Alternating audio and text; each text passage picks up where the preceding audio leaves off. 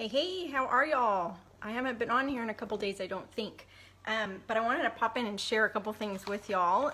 Hope you're having a good Friday. I guess most people probably, oh, it's almost 6 o'clock, wow. I was going to say most people aren't home from work yet, but I did not realize how late it was. So as some of y'all know that have followed me for a while, you know that I have some food intolerances to gluten and to dairy. Well, today I went shopping with my younger daughter for school clothes. Her and my son don't actually start school until next Monday. But I went shopping and we stopped at Chick-fil-A and I got chicken nuggets, which they have made me sick before. And so I typically avoid all fast food, all gluten, that type of stuff. But today I was like, we're going to be in the mall for a little bit longer. I'm a little bit hungry. I'll just go ahead and get them. It'll be okay.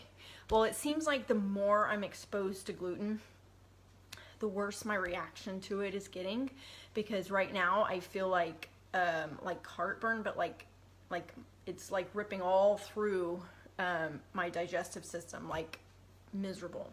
So I just drank a smoothie. It's not the superfood smoothie that I normally drink. I drank that this morning, but I have another smoothie that I drink that's pediatrician approved. I actually have it for my kids to get in extra nutrition.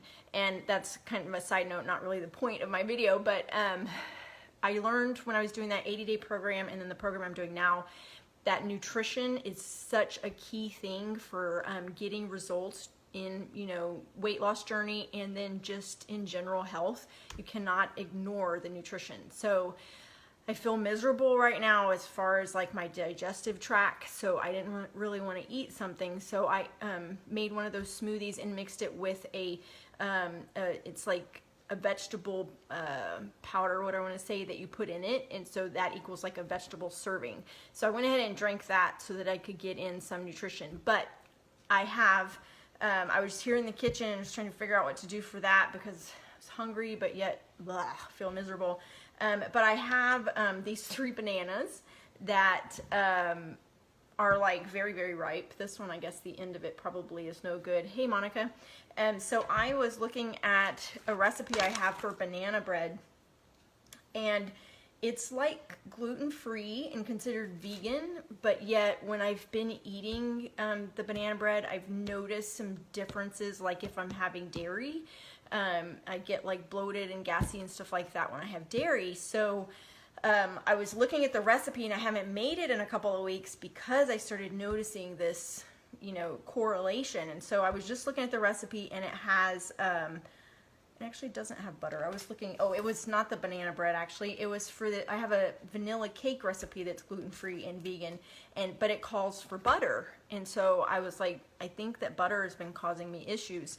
So, I researched it online and found that applesauce, I don't know if y'all know this, some of y'all that are gluten and dairy intolerant probably already know this stuff, but I found that applesauce, you can substitute it for butter. You can also substitute coconut oil, pumpkin puree, avocado. All of those things can be substituted for butter. There are other things that you can substitute as well, but I don't think that they're going to improve your recipe in terms of fat content and nutrition. But these things all will either keep it the same or improve it with your nutrition. So I just wanted to share that what I found is that, like say it calls for a cup of butter, then you do half a cup of applesauce as a replacement. And according to what I was reading, it says it doesn't change the flavor. So I'm going to give that a try with applesauce first.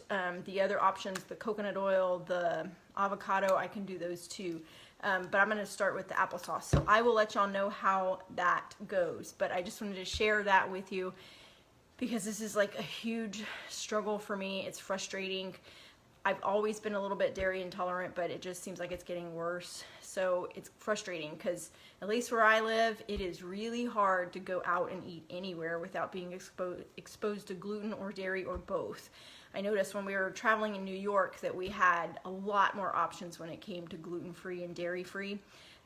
So I think I just live in an area where there's not much awareness to that yet. And so eating out is like pretty much impossible. So kind of frustrating for me, but I just keep pushing forward and trying to learn more about this. I know I'm not alone in this struggle. So if you struggle with that, certainly share if there's any other things that you do as substitutions and stuff like that in your baking and cooking. But that's what I am going to try, and I will let y'all know how that goes. All right? So y'all have a fabulous day. Please let me know if you've watched this and if it is helpful for you. And y'all have a fabulous day and a fabulous weekend. Bye.